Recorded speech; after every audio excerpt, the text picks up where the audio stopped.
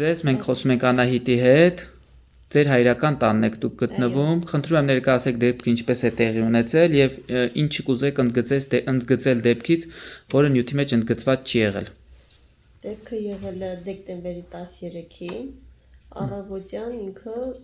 Արմավիրի մարզում, այո, գյուղ Մերձավանում։ Առավոտյան արթնացել ենք, ինքը որոշել է, որ պիտի, չգիտեմ, իր երևակայություններն է, չգիտեմ ինչն է, դրա հիման վրա ինքը որոշեց, որ ինձի պիտի ծեծի։ Ու լիքը եղել է դեպքեր, որ ինքը մի հատ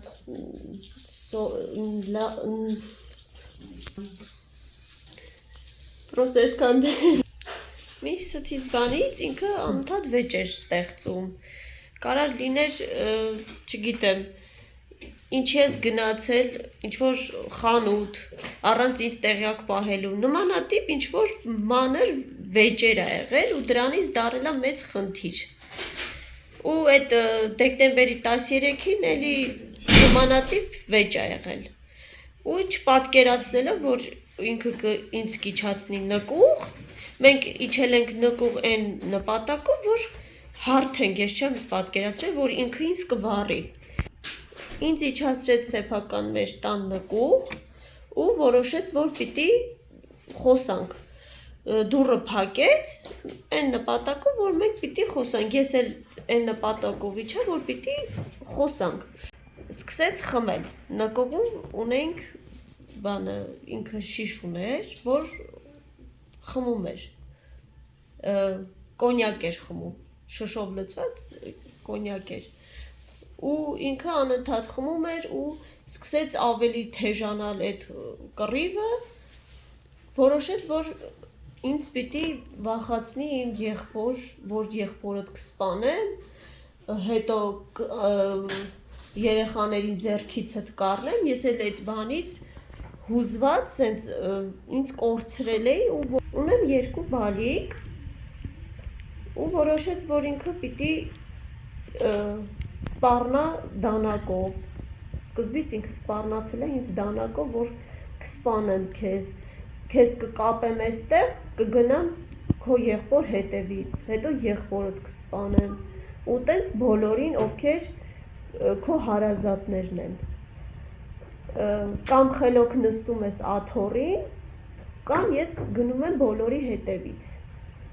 Ես ես ստիպված խելոք նստեցի, սենց դողալով,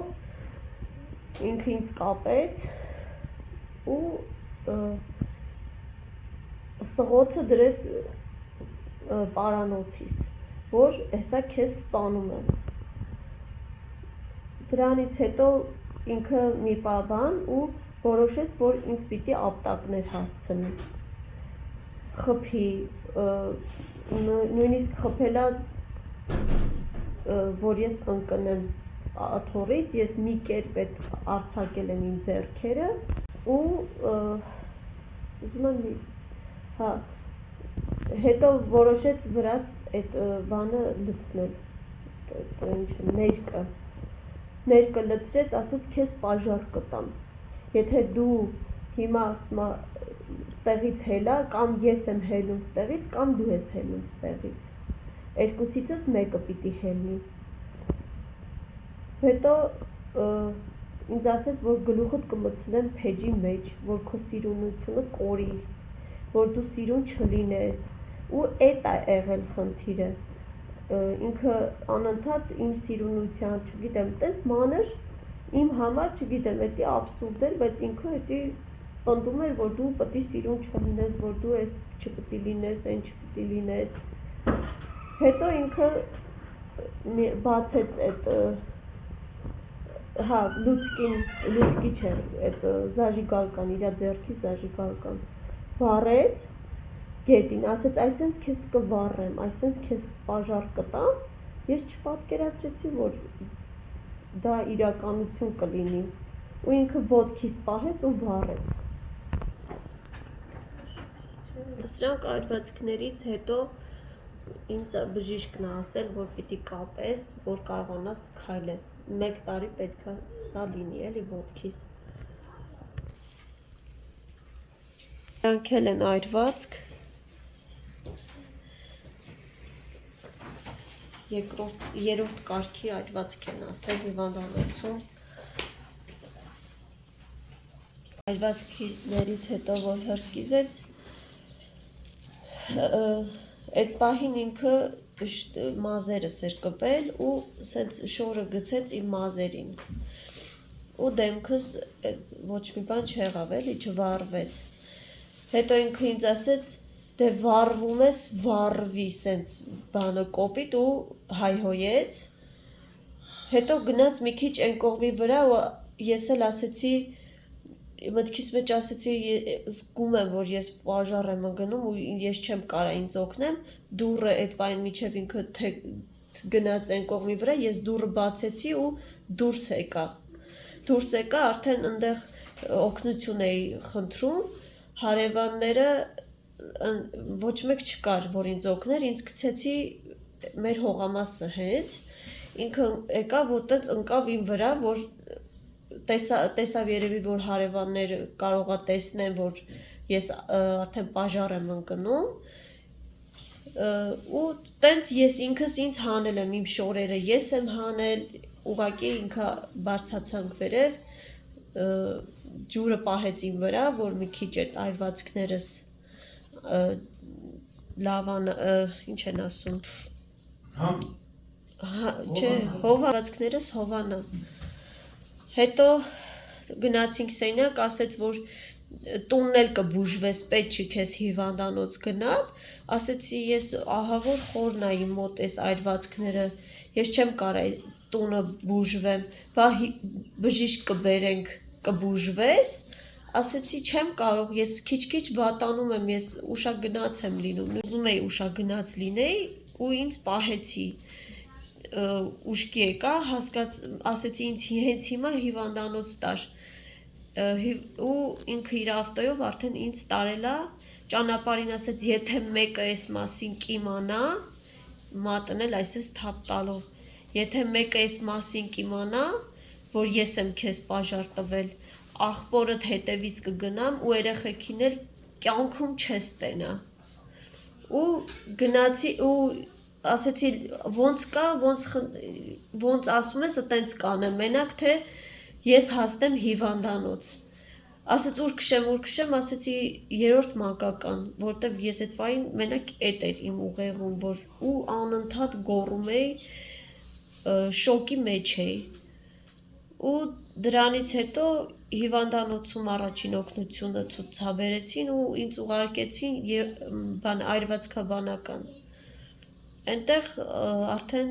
նարկոզ տվեցին, հետո նարկոզից հետո որ հելա,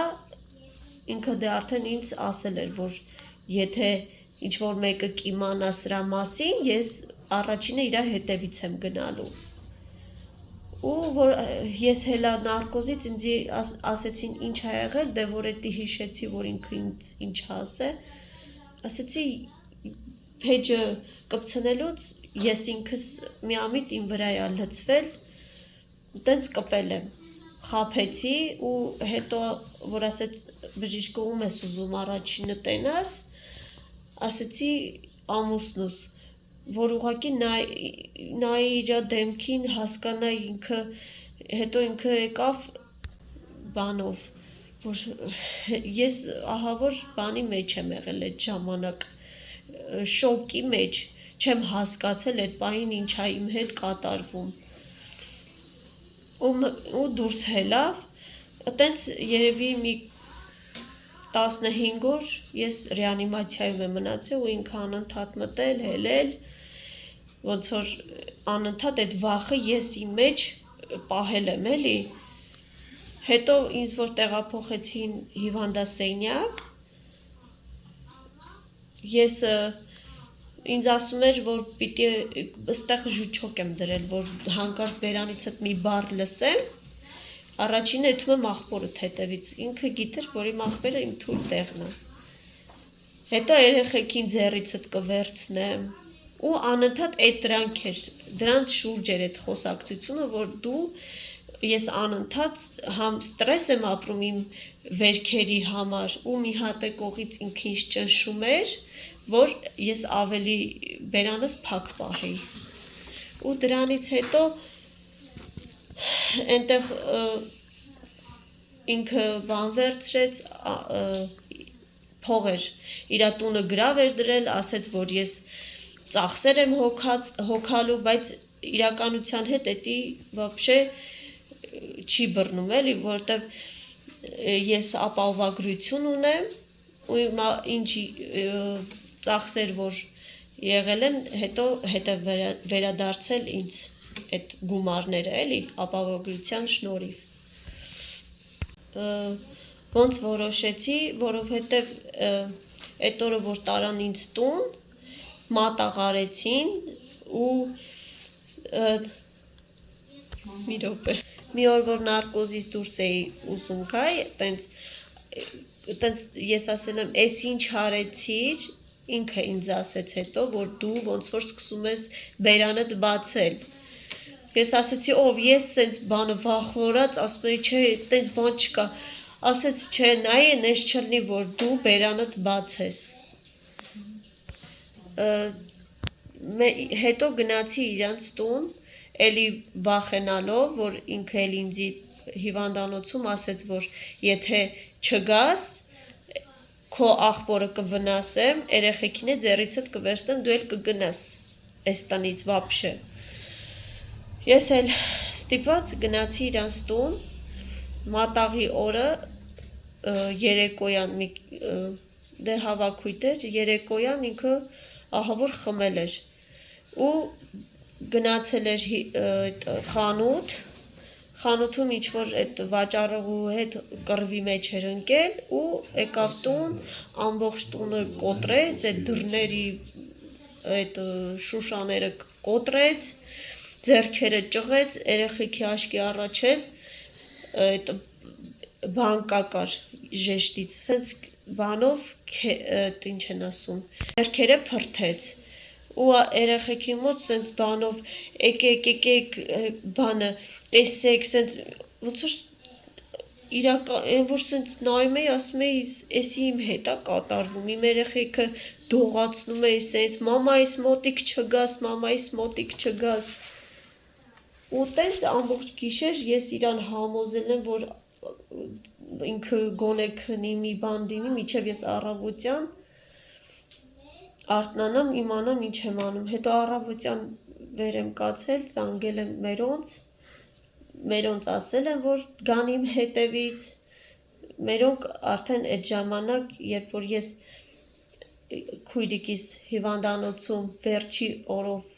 որ արդեն դուրս եմ գրվում վերջի օրով քույրիկիս եմ ասի որ հանկարծ իմ հետ մի բան լինի գոնե ինքը իմանա էլի ու բայց ես իրան ասեցի ինքը ինձ ասեց որ ես քուրիկիս ասեցի որ հանկարծ ոչ մեկին չասես այս մասին թե չէ ինքը ինձ վնաս կտա ու տենց քուրիկս երբ որ ես զանգեցի ասեցի սենց բանը ջարդելա բան արեք քուրիկս վախից ասելա մերոնց ասելա որ սենց բան կա ու մերոնք արդեն դրանից հետո գնացել են ոստիկանություն ինքը ինձ գումարով չի օգնել ոչ մի բան ես էլ վախի ազդեցության տակ եմ գնացել իրանց տուն մի րոպե էլի ես ուզում եմ որ ես միջև վերջ գնալու եմ որ ինքը պատժվի քանի որ այս ամեն ինչի պատճառը ինքն է ու արդար դատավարության շնորհիվ